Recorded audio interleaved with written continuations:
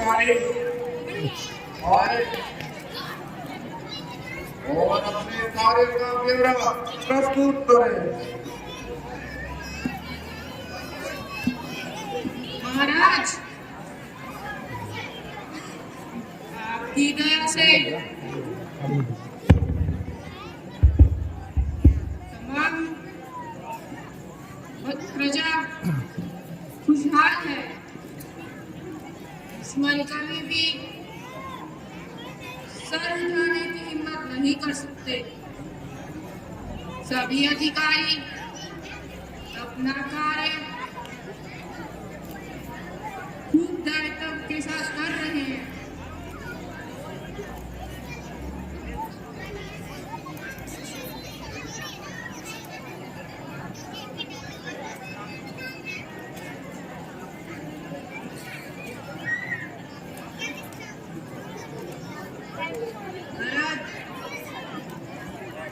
एक एक सिपाही पूरा जान शान है और अयोध्या के लिए सिर कट देने को तैयार है।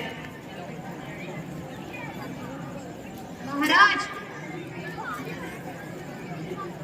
खजाने की हालात बिल्कुल सही है। हर प्रकार का हिसाब किताब ठीक है।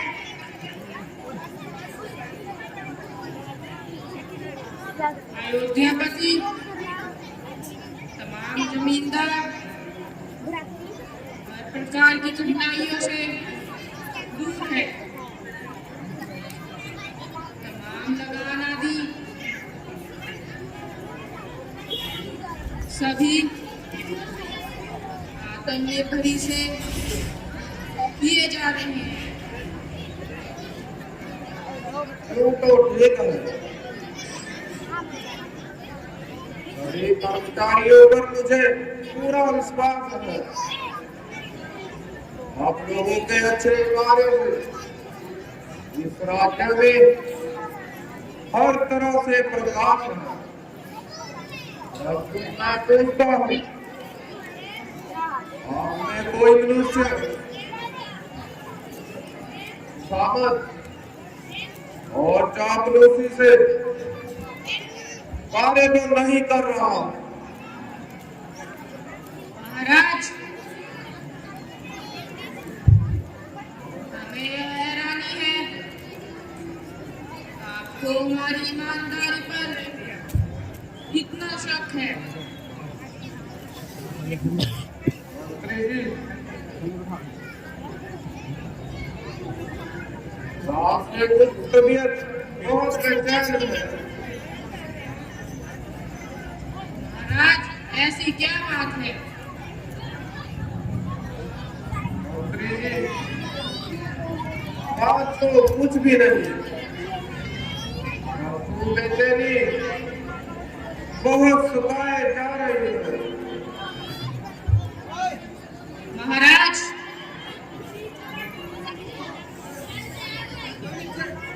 अधिक बेचैन न हो।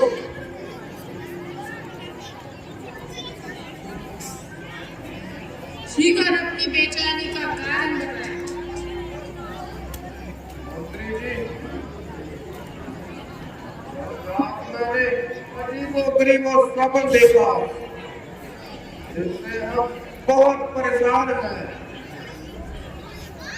पृथ्वीनाथ, आप शीघ्र बताएं, स्वप्न में क्या देखा?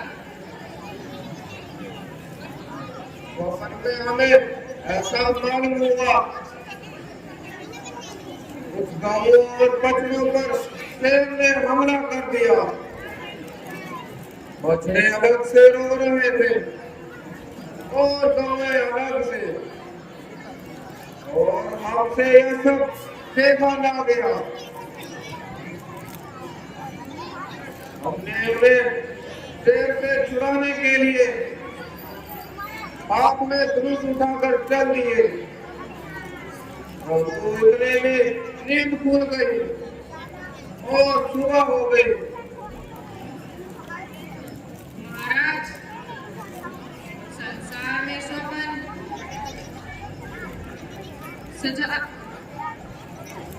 साधारण सी बात है। पल में पृथ्वीनाथ, पल में राजा, पल में कंगाल। यह तो एक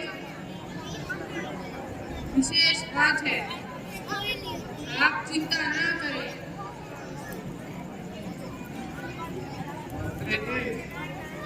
नहीं,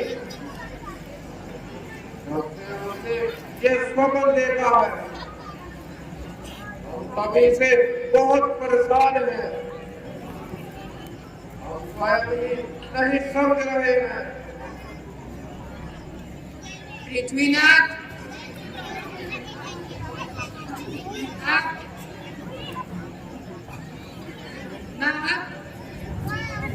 अपने आप को परेशान कर रहे हैं। स्वप्न की बातों में जरा सी भी सच्चाई नहीं होती है। सच्चाई होती तो सारे संसार पल में नष्ट हो जाता।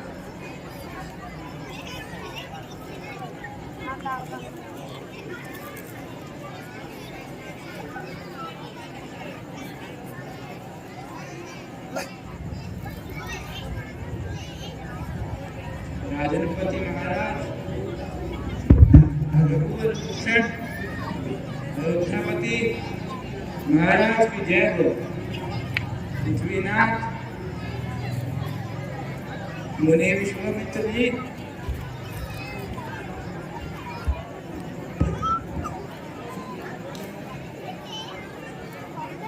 विश्राम कक्ष में विराजमान हैं। आपकी आज्ञा हो तो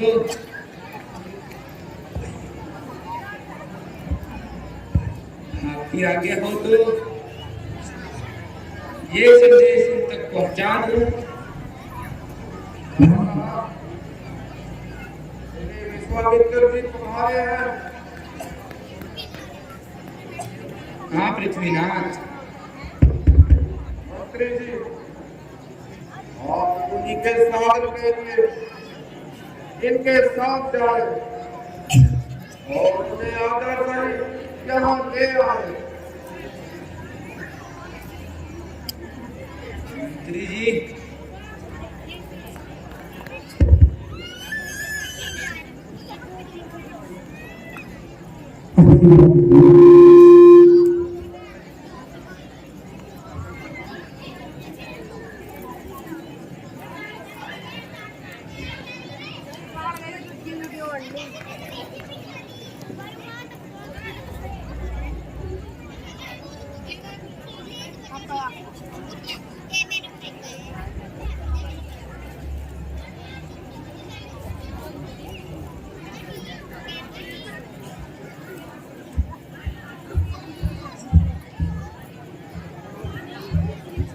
रात के चरणों में प्रणाम। चिरंजीवी रहे तथा सदा सुखी रहो। ऋषिराज, आसन ग्रहण कीजिए और यहाँ पधारने का कारण भी बताओ।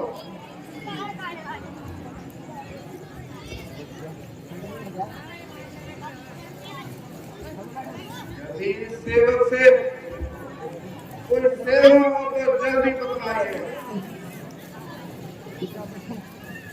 राजऋषि या ब्रह्म ऋषि, तुम ज्ञानी चारण माए हो, तुम राज के मुद्दे हुए हो, तुम माया की धर्माए हो। गजब गजब, सितम सितम, अंधे ना अंधे, प्रजा की निंदा करे और आपको कान कान खबर ना हो।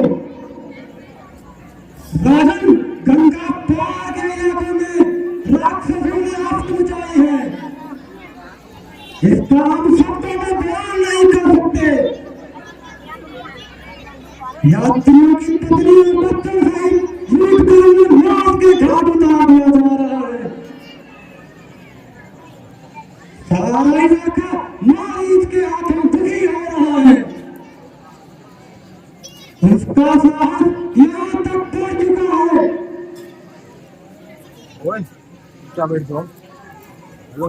कि वो अपनी किसी दुनिया को भी नहीं छोड़ रहा।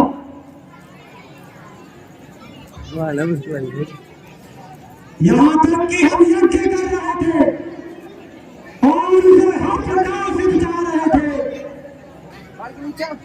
परंतु ना जाने वो बेईमान कहाँ से आए। उन्होंने हमारा सारा किया क्रम नष्ट कर दिया।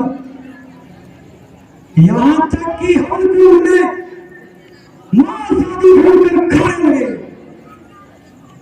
राजन, हमारा यही हाल है। तो प्रजा का तो परमेश्वर ही मालिक है।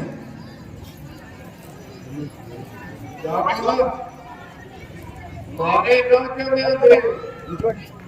हमारे राज्य में चुपचाप चोरी नहीं बल्कि सीना चोरी। हमारी प्रजा इस प्रकार दुखी है। हमारा राज्य करने पर कोई अधिकार नहीं है। इधर जा रहे हम अभी चढ़ाई करते हैं और एक एक की सफाई करते हैं। आप ये विश्वास रखें उनके मौत उनके समीप है। मंत्री जी, आपको हमारे स्वकर पर संदेह है। सेनापति, इसी समय सेना तैयार करो और हमारी दूसरी आज्ञा का इंतजार करो। राजन, आप धन्य हैं।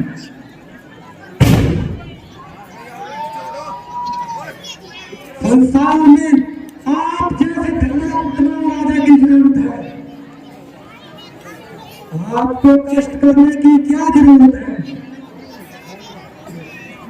और ना ही वहां पर इतनी खतरनाक सूरत है। आप मुझे लक्ष्मण का हाथ दे दीजिए। हम आपको इस अवस्था में कष्ट नहीं देना चाहते।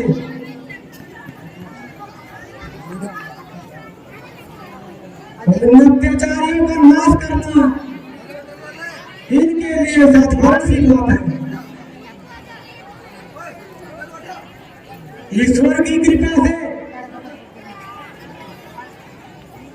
आपके दोनों लड़के जवान और हर विषय में निपुण हैं।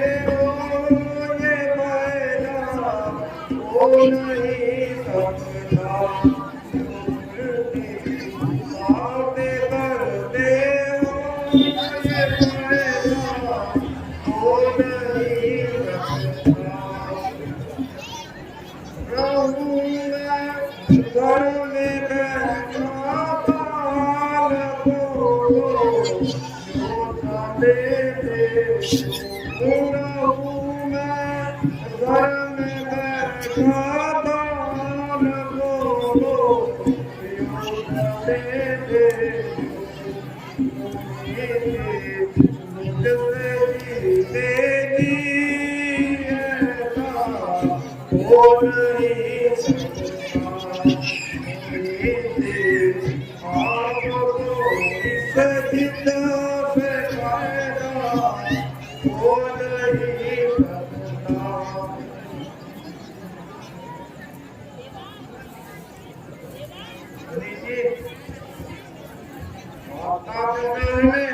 हर तरह से मंजूर है।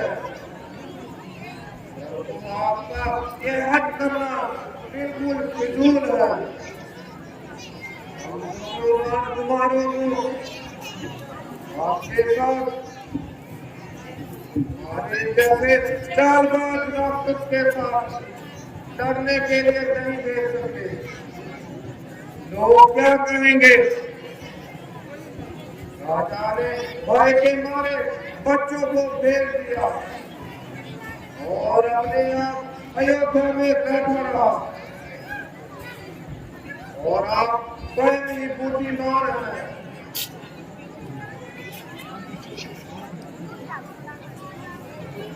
आश्चर्य है कि रघुकुल में ऐसे राजा का कब से पैदा हो सकते। हम आपके पास व्यर्थ ही आए। आपके पूर्वजों ने ऋषि मुनियों की सेवा करने के लिए कभी चुनाव नहीं किया। वो जो से बोलते थे वैसा ही करते थे। क्या रोहित राजा हरिश्चंद्र का पुत्र नहीं था? यदि वो तुम्हारी तरह ताम दान करना चाहता तो कर सकता था। आपने तो राजा दिलीप की इज्जत को ही खाक में मिला दिया।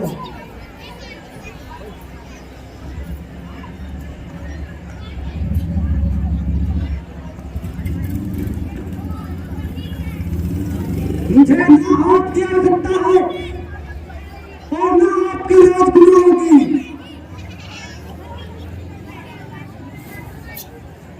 आप जैसे कार्य की सहायता ऋषि मुनियों के नहीं चाहिए। महाराज, आप विवाद ना करें और राजकुमार के साथ भेज दें। यदि उम्मीदें खाली हाथ चले गए तो सारे संसार में हंसी होगी और अब आपकी वृद्धावस्था है और अब राज इन्हीं को चलाना है। भला इन लड़कों को छिपाकर कब तक रखोगे? कभी ना कभी यही युद्ध का आनंद लेंगे। अच्छा होगा क्या आपकी आंखों के सामने ही हो। एक तो इनकी परीक्षा हो जाएगी और मुझे भी विश्वास हो जाएगा जो कुछ मैंने इन्हें सिखाया है वो इनके काम आया या नहीं। और इसके आगे विश्वामित्र दूध पीते बच्चे नहीं, वो भी दूध के एकदम से परिचित है। मामूली सी बात के लिए मुनि विश्वामित्र को निराश न करें। अच्छा बूढ़े, आपकी आशीर्वाद किया गया सिरोधार्य करता हूँ। धर्म की रक्षा के लिए वो मामला को वश में करता हूँ। बेटा के लिए ऋषिराज के साथ चले जाओ तो ये आज्ञा में सच्चे मन से इसका पालन करना।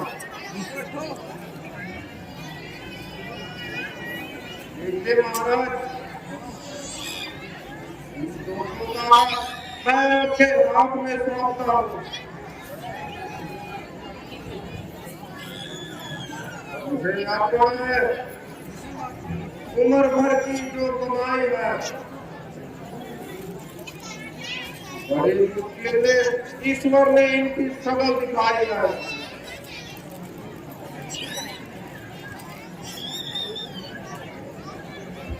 निश्चिंत रहो वचन, कल्याण हो, इच्छाएं पूर्ण। आओ बेटा, हमारे साथ आओ, छोड़ छाड़ कर आराम सारे।